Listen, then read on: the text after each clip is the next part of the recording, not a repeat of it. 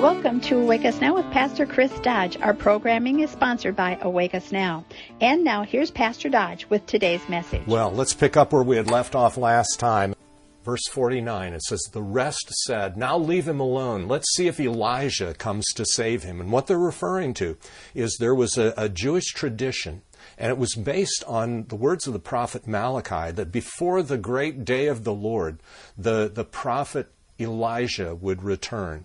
Now, we've learned from the Gospel of Matthew and from the other Gospels that it wasn't the real, original Elijah who would return. It was instead the one who would come in the way of Elijah, namely John the Baptist. But people in popular piety at the time assumed that when a person was dying, they could call upon Elijah, and if they were good and noble, that Elijah would help them out.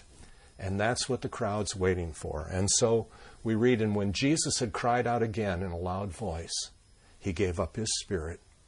It's 3 PM, and he cries out and dies. And at that very moment, the sacrifice is being offered in the temple. But that's not all that happens. This is what we read. Verse 51. "At that moment, the curtain of the temple was torn in two from top to bottom." That curtain, by the way, separated what was known as the holy place, the front 2/3 of the sanctuary, from the Holy of Holies in the what we would call the back of the sanctuary. The Holy of Holies was a cube. It was 30 by 30 by 30 feet. And it was there that originally, in the first temple, the Ark of the Covenant was placed. After the destruction of the temple, the Ark of the Covenant disappeared. When the Babylonians destroyed the temple in 586 BC, the Temple of Solomon, the first temple, the Ark of the Covenant was apparently not there. We don't know what happened to it. All sorts of speculation has gone on. At the time of Jesus, with the second temple, the Holy of Holies was empty. They did not have the Ark. But the Holy of Holies was a place that only the high priest could go, and that but once a year. And now the curtain that divided the holy place in the front from the Holy of Holies is torn apart from top to bottom. It was a massive curtain. From the descriptions that we have in Jewish records that have survived, that curtain was about 60 feet long and about 30 feet wide. It was apparently about the width of a man's hand in thickness. A massive curtain. It was replaced on a regular basis. There were a group of women who were constantly working to make new curtains for the Holy of Holies. They wanted it to look gorgeous and perfect. And now, at the very moment Jesus dies, the curtain in the temple is rent from top to bottom. And symbolically, this was huge. First of all, it's obviously a judgment on the temple and the temple authorities. But more importantly, it's a sign that everything has changed. In the past, only the high priest could even look into the Holy of Holies, and that but once a year. And now, all of a sudden, the entryway into the Holy of Holies is wide open. And it's a picture and a physical representation of what happened with Jesus' death, that the way to the Father is now opened for all. And it is no longer through multiple sacrifices. As the author of Hebrews says, it's impossible for the blood of bulls and goats to take away sin. It is now through the blood of the Son of the living God that entry is given into the holy place, that we have direct access to the Father through Christ. And that is what is being communicated here. And so on that day, with this massive temple and huge crowds, Matthew tells us the following: the earth shook, the rocks split, and the tombs broke open. There's a massive earthquake. And at that point, Matthew introduces us to one of the most amazing and perplexing accounts found anywhere in the New Testament. I would like to say that I'm going to explain this to you, but I can't. I will just simply say what Matthew tells us. He is the only one who records this. It is not found in the other Gospels. And I do not mean in saying that it's somehow less reputable. What I mean is we only have what Matthew tells us, and so we can only go on that basis. And this is what we're told. The bodies of many holy people who had died were raised to life. And naturally, it brings to mind the question, okay, were these people who had just recently died? Are these people who had been dead for a while? Are these people who had been dead maybe for years, decades? We just don't know. We do know this. During his ministry, Jesus raised dead people. He raised Jairus' daughter. He raised the widow's son at Nain. He raised Lazarus from the grave just a couple of miles away from the temple in Bethany. But now when he dies, people come to life. I would love to know who they were. I would love to know how long they remained alive. What we do know is Matthew tells us they came out of the tombs after Jesus' resurrection. Isn't that interesting? They came out of the tombs after Jesus' resurrection and went into the holy city and appeared to many people. What is this? I'll tell you this. It is absolutely miraculous. And it is a picture of what is going to happen again. Because when the Lord Jesus returns, the Scriptures are very clear. And there is no question about it. The dead will be raised. What happened at his death and resurrection will be done universally. Everyone will rise, and we will see him when he returns, both the living and the dead. There will be one generation that never dies. They will be the last generation. But everyone will be raised to see his reappearing. And that is something I eagerly await and eagerly desire. But Matthew's description here has been the source of all sorts of discussion over the centuries. We just have to be honest. We don't know any more than what Matthew has told us. And so the identity of these people, how long they stayed around, who saw them, someday we will know. Because someday we'll get to talk to them. And we will have forever to talk with them. So don't worry that you might miss that luncheon. If you're a follower of Jesus, you'll get to talk to him at your own leisure in what the Bible describes as a new heaven and a new earth. Well, let's move on then. Verse 54. When the centurion and those with him who were guarding Jesus saw the earthquake and all that had happened, they were terrified and exclaimed, "Surely he was the Son of God." Now, what's the basis of their terror? Well, a number of things immediately come to mind. First, darkness over the land. Some people have suggested, well, maybe that was an eclipse of the sun. Not possible, because the Passover took place during the full moon. And it just doesn't work that way. And some have suggested maybe there was a sudden dust storm, maybe a Scirocco coming out of the south. We really don't know. What we do know is everything got pitch black. And Jesus' manner of death was so remarkable. The centurion who would speak and say, "Surely this was the Son of God," no doubt had witnessed many other executions and many other crucifixions. This man did not behave like a normal crucified victim. He showed incredible compassion. He forgave those who crucified him. But more than that, he died at his own time. Normally, in a crucifixion, people would hang on the cross often for days. Jesus dies at the right moment, at 3 p.m, And when he dies, the earth shakes. A massive earthquake. And at that point, this Roman soldier, keep in mind, centurions were basically the backbone of the Roman army. They were experienced veterans who had proven themselves.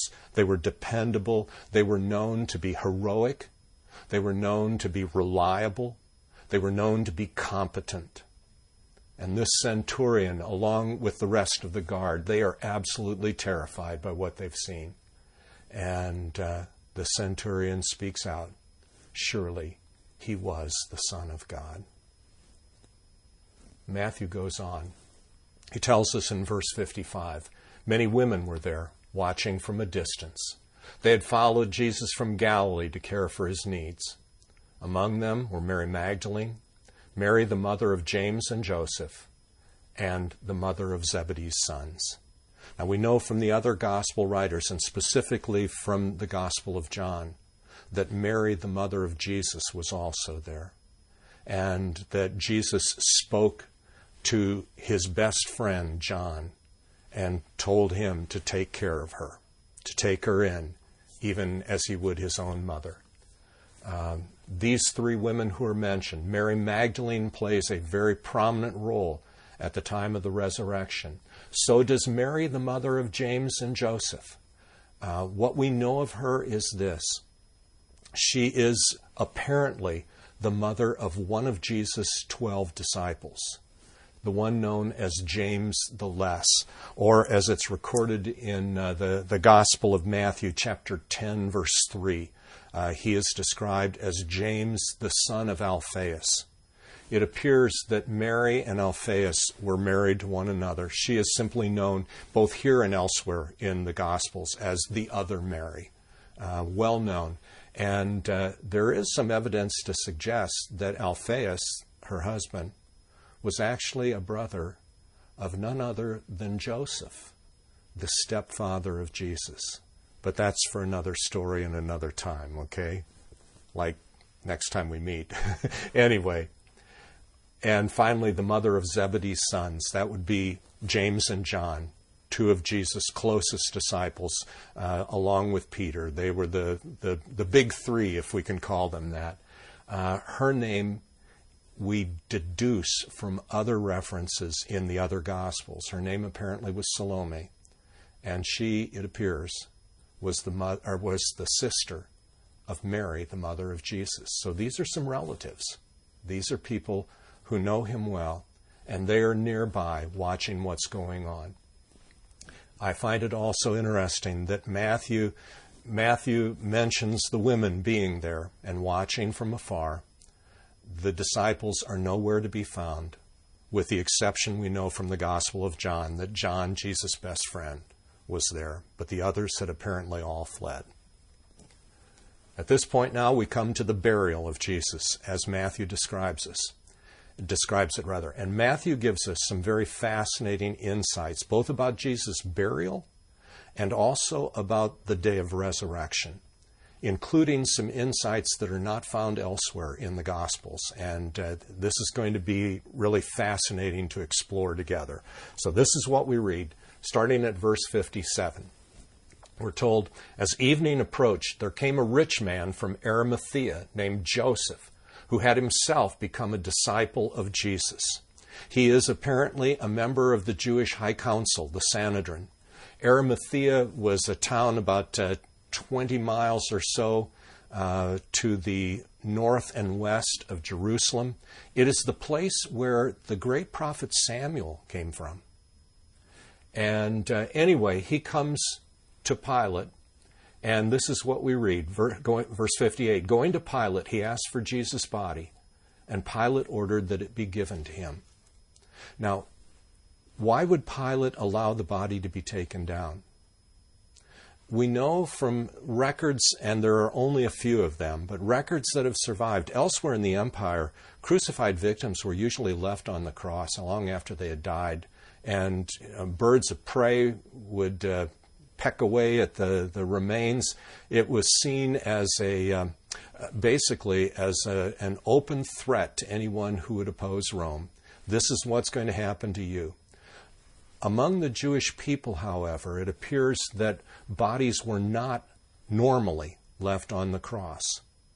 And the reason was because of Jewish belief that comes straight out of the Torah, straight out of Deuteronomy chapter 21, verses 22 to 23. This is an interesting word from the Torah, from the writings of Moses. And as you look at this, you realize this is not an accident. This is no accident at all.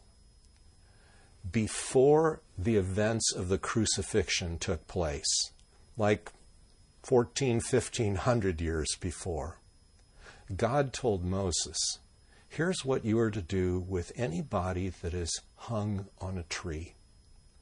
And it's fascinating. Deuteronomy 21, verses 22 and 23 reads as follows. If someone is guilty of a capital offense, someone guilty of a capital offense is put to death and their body is exposed on a pole, you must not leave the body hanging on the pole overnight. Be sure to bury it that same day, because anyone who is hung on a pole is under God's curse. You must not desecrate the land the Lord your God is giving you as an inheritance. And so the only righteous man who ever lived is hung on a pole, on an upright stake with a cross beam, the patibulum, as we talked about last time. He dies far earlier than anyone would have expected. And as a result, his body is not left hanging there because it would desecrate the land. In reality, the leaders of the land had desecrated the body of the Lord of us all. And now the body is taken down. And so we read, Joseph took the body, verse 59, wrapped it in a clean linen cloth, and placed it in his own new tomb that he had cut out of the rock. He rolled a big stone in front of the entrance to the tomb and went away. Mary Magdalene and the other Mary were sitting there opposite the tomb. And so these two women are specifically mentioned as viewing the spot where Jesus is buried. They watched from a distance as Joseph of Arimathea, and we learn from the Gospel of John as Nicodemus assisted him in putting the body in a shroud, placing it in the tomb, rolling the stone back. They observed everything that took place. And today, there are many people who, when they visit Jerusalem, want to see the tomb, a place that is very popular with tourists and individuals who are coming to trace the footsteps of Jesus. Is a place known as the Garden Tomb. I'd mentioned that in passing last time. All the archaeological evidence that we have suggests this is not the place.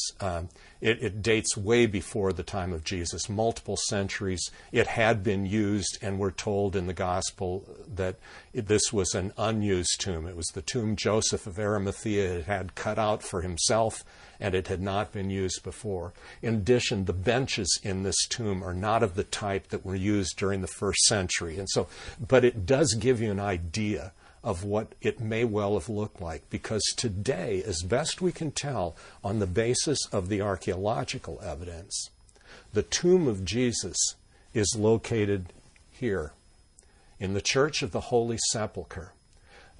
A large structure called the Eticule is built over the remains of this tomb. And by the way, archaeological work that has been done in the flooring of the Church of the Holy Sepulchre gives us very clear evidence that this used to be a burial place, and that this building, this Eticule inside the great dome of the resurrection, that building covers a first century tomb that has been honored and visited going all the way back to the first century. In fact, when the city of Jerusalem was destroyed and the Romans rebuilt things in the following century, they actually built a pagan temple over this site because they wanted to stop individuals from coming to reverence the tomb of Jesus. And in reality, what they did was they marked the location with a big red X. It's the old X marks the spot. This does appear to be the very site of Jesus' burial. And it is located not far away from the actual site, as best we can tell, of his crucifixion. Again, just as the gospel authors tell us. Well, Matthew goes on and he says, the next day, the one after preparation day, the chief priests and the Pharisees went to Pilate. Sir, they said, we remember that while he was still alive, that deceiver said, after 3 days I will rise again. Preparation day is the day preparing for the celebration of the Sabbath. And so the day after preparation day is the Sabbath. And on this particular day, members of the chief priests and the Pharisees, and interesting to note, these are two groups that normally are at odds with one another, but the enemy of my enemy is my friend, and as a result, they became allies because they both wanted to do away with Jesus, at least many of them. And so they go to Pilate and they say, hey, we just remember, this guy said he was going to rise on the third day, and we've got to stop that type of deception from taking place. And so give orders for the tomb to be made secure until the third day. Otherwise, his disciples may come and steal the body and tell the people that he has been raised from the dead. This last deception will be worse than the first. They are thinking ahead. They know this Jesus is a wily guy. And they realize, hey, we've killed him, but who knows what his followers might do. We just need to make sure that this stops, and it stops here and now. And as a result, Pilate agrees. Verse 65, take a guard, Pilate answered. Go, make the tomb as secure as you know how. So they went and made the tomb secure by putting a seal on the stone and posting the guard. What is this referring to? It apparently refers to the use of probably a wax seal that would have been placed on either side or both sides of the stone. And if it were placed on both sides of the stone, it would have a cord running from one to the other. It'd be like yellow tape at a crime scene. You dare not disturb this. If you disturb a Roman seal, you can be killed. So this is serious stuff. They seal the tomb and they post the guard. And it's there that Matthew now continues the story. Starting at verse 1 of Matthew 28. After the Sabbath, at dawn on the first day of the week, Mary Magdalene and the other Mary went to look at the tomb. And I just remind you, the other Mary is the one we talked about just a little while ago. And we read, there was a violent earthquake. Now, please keep in mind, only Matthew mentions this violent earthquake at the time of Jesus' resurrection. I might add, only Matthew mentions the violent earthquake at the time of Jesus' death. Matthew gives us insight and details that we do not have from the other gospel authors, which is why it's really great that we've got 4 of them. All of them relate the story of Jesus from different angles, different experiences, different emphases. They all match, but they give us together a far more complete picture than we have in just any one of them. And so there's a violent earthquake, for an angel of the Lord came down from heaven and going to the tomb, rolled back the stone and sat on it. His appearance was like lightning, and his clothes were white as snow.